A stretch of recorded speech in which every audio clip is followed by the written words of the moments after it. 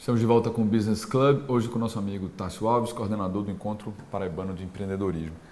Tássio, na tua opinião, vamos fazer uma pergunta um pouco mais conceitual agora, tá certo? Imaginemos que nós fôssemos quem nós não somos e que você fosse o Huguinho e eu fosse o Zezinho, certo? Por que o Huguinho é empreendedor e o Zezinho não? Porque o Zezinho não quer. Simples. Por quê? Muita gente pensa que o empreendedorismo, o empreendedor é aquela coisa, tem gente que nasce empreendedora. Né? Não é. O empreendedorismo ele tem duas vertentes. Ele tem aquela pessoa que tem... Porque o empreendedorismo ele é visto, no meu caso, como um perfil profissional, não necessariamente como um empresário.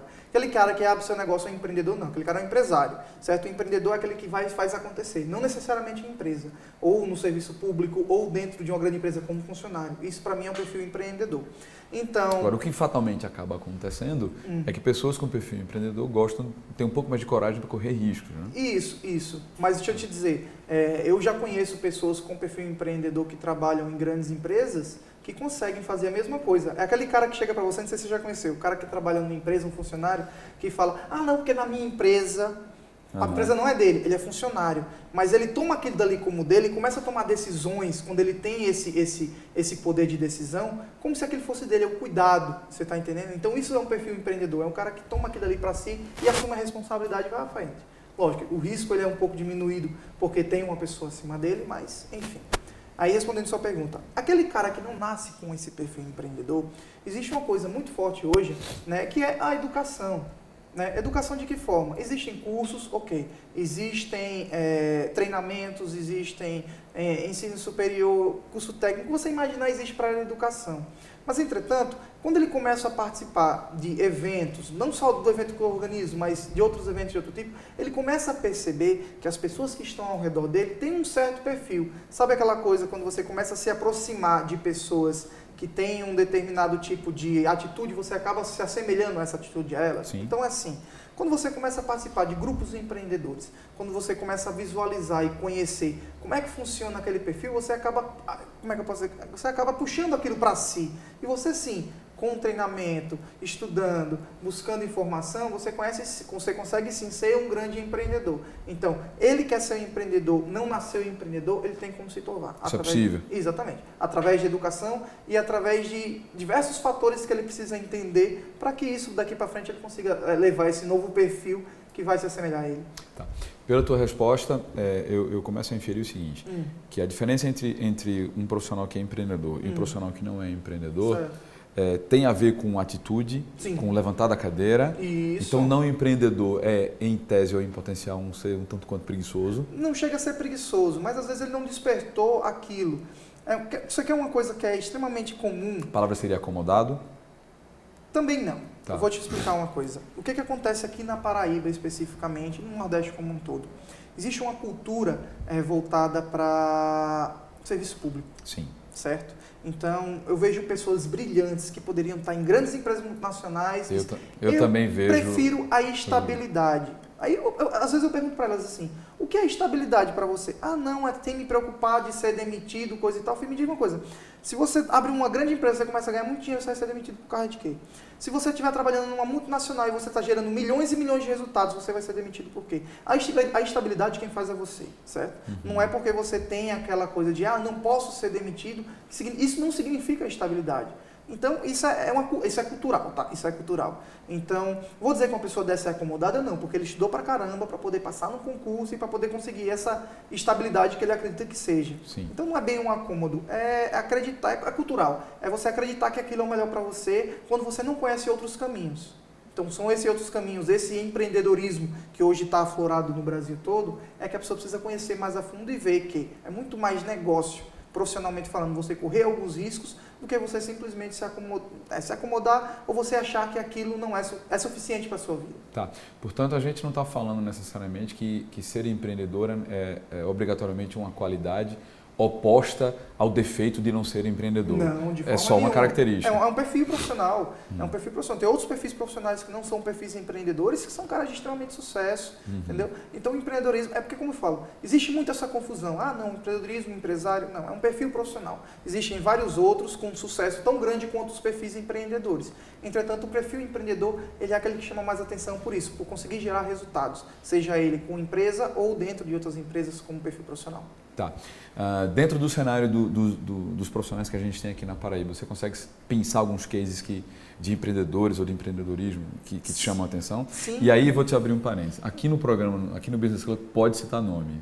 Ok. A linha editorial do programa permite. Ok, então mais tranquilo. Assim, são 6 anos organizando esse evento e 6 anos que eu escolho os palestrantes dedo a dedo. Então eu busco conhecer a história, eu busco conhecer as empresas, eu busco conhecer como é que ele conseguiu se inserir no mercado.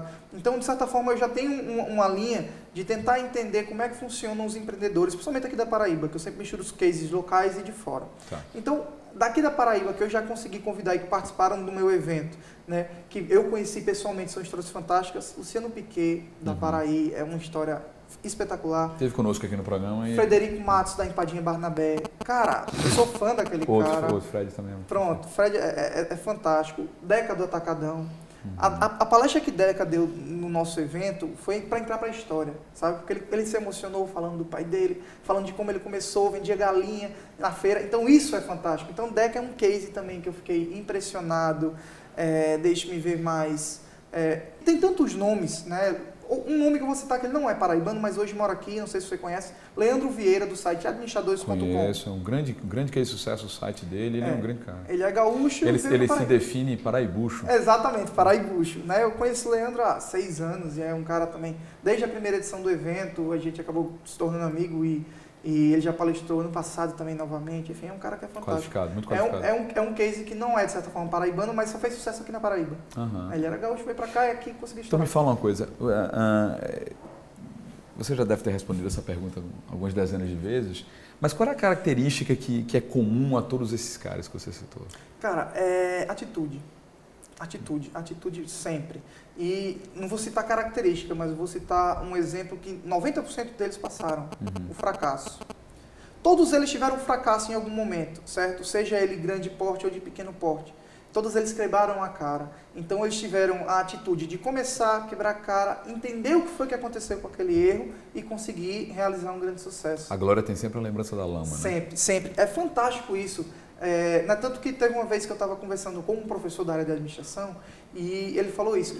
Um dia, tenta organizar um evento só com empreendedores que fracassaram, para você ver a grandiosidade do aprendizado que vai ter. Porque todo mundo erra, não tem para onde correr, ninguém é perfeito. E são nesses erros que eles conseguem se superar. Aí tem uma frase de Philip Kotler, que é um outro grande cara que a gente admira muito, que é exatamente sobre isso. A frase é erre e erre logo. É verdade. Erre e erre logo. Quanto antes você errar, mais rápido vai ser o teu aprendizado. Né? Pois é, e esse aprendizado que realmente faz que gera resultado. Isso é que é necessário para as pessoas.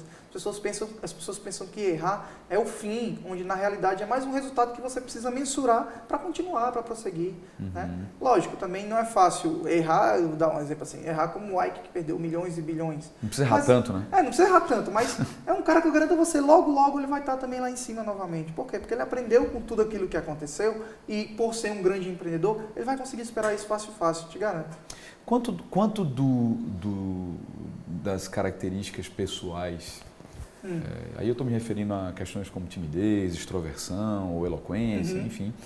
Quanto das características pessoais do sujeito interferem no desempenho dele na carreira? Estou te perguntando isso pelo seguinte, você estava falando sobre erro e eu fiquei me questionando que mudanças na pessoa o erro determina.